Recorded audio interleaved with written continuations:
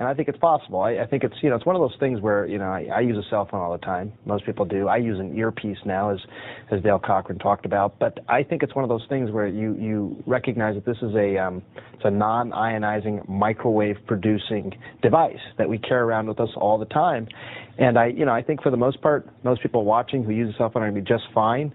But there is a concern out there, and I think people need to be careful. Dr. Black, from the place where Johnny's tumor was that at a place where it might be near where a cell phone would operate by the ear?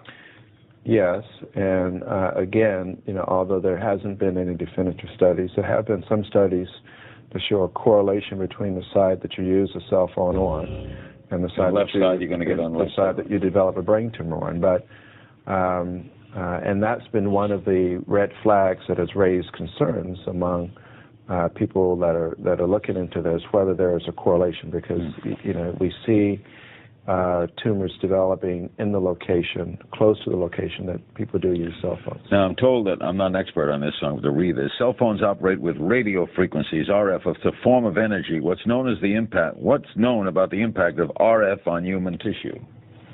Well, there's ionizing radiation and there's non-ionizing radiation. Cell phones give off non-ionizing radiation. Ionizing is like the X-rays and things like that. And I think pretty much everyone knows if you are doing X-rays all the time, that's not good. Non-ionizing is less problematic, I think, than ionizing. One of the bigger concerns, though, I think, is the fact that it just generates a lot of heat, or generates heat, and you're putting a heat source essentially close to your brain for, again, long periods of time, depending on how long you use it. You use cell phones, Dana? Yes, I use cell phone. Yes. On a regular basis? On a regular basis, yes. Dr. Black? I said Dana, it's Dale.